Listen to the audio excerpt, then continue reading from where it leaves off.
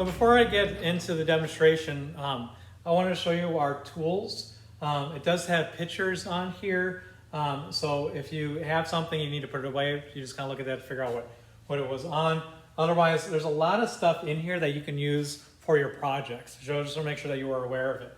Up top here, we do have slip. Slip is just a watered down clay. So when you're joining things together that might be a little bit harder, or things like slab, you want to be able to use this for your projects. Okay, so I just want to show you that so you know where that's at. Thank you.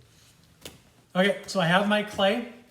This is already wedged for you, so when you're working on this, you can just get going on this. And that's if I gave you the block. If I did not give you the block and you took it out of like a bin or something like that, it's probably not wedged. So if I gave it to you, you're golden. So what I want to do is I want to do my first step. So I should have my design already figured out. It's nice if you have that off to the side. I don't have mine here right now. But I just want to kind of show you how you get started. So this is 5 pounds. If you want to add more clay onto this, you can. And that is something I might also give you, is I might give you a smaller ball of clay or something like that so you can add on to this project if you need to. But the strength of this project is you trying not to take clay and sticking it on like this. This is not going to stick. Once this dries off a little bit, this will just pop right off. Okay, so it's a matter of doing your best to pull clay from the main piece. And this almost looks like a Yoda head right now. But it's to pull the clay from the piece and be able to kind of get it from there. So I am going to, gosh, I want to do Yoda now. So I'm going to do Yoda.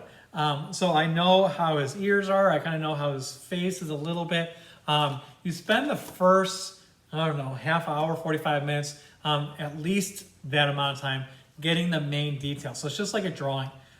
You don't want to go in those extreme details until later. Because if your proportions are off, if your nose is in the right place, if your eyes are in the right place, and you spend all that time getting all that detail, it's so frustrating because you have to make that decision. Should I just stay with it? Or should I start all over again and try to spend that time?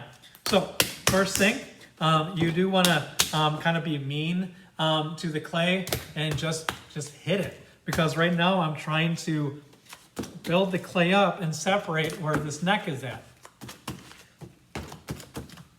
Now I have gloves just because I have kind of a skin condition that when my hands get dry, it starts breaking out really bad.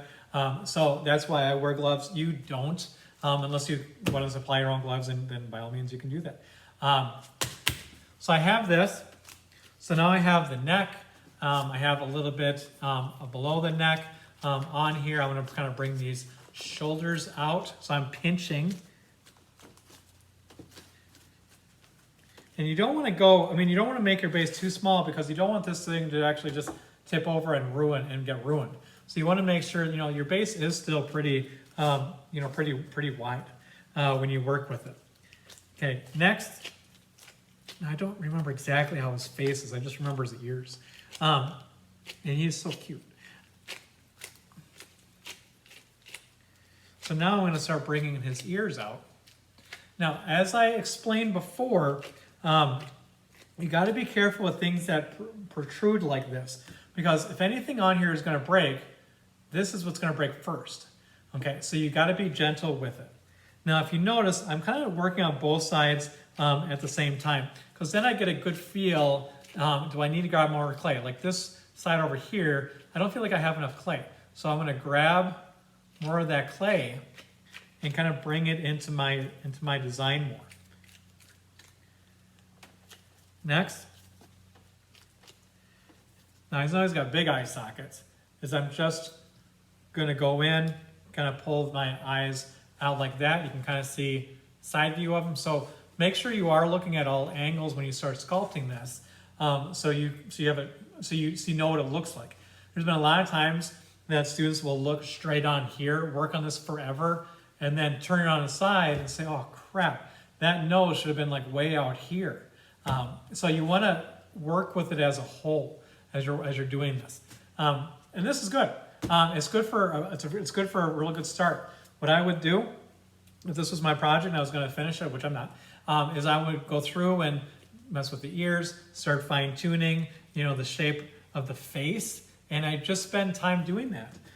If it starts to get a little dry on you, you should have a cup of water. Just kind of go around and just apply some water on top of the whole thing. If you have a spurts bottle at home, that's really easily. I might have one in for you, but I might not. I don't know yet.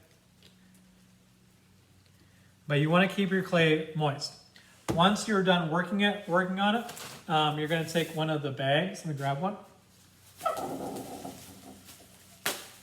And you gotta take care of it.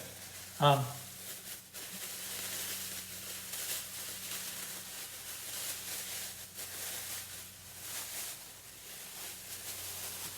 going to cover this guy up.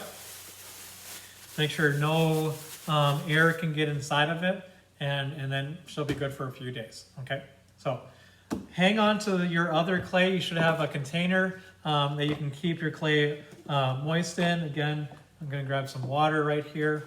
And if you have, you should also have a sponge with you that I should be sitting with you. So just keeping that sponge in there and that moist, keeping this lid on so you can keep all your scrap clay pieces in there, and you should be good to go. So let me know if you have any questions, and good luck on the project.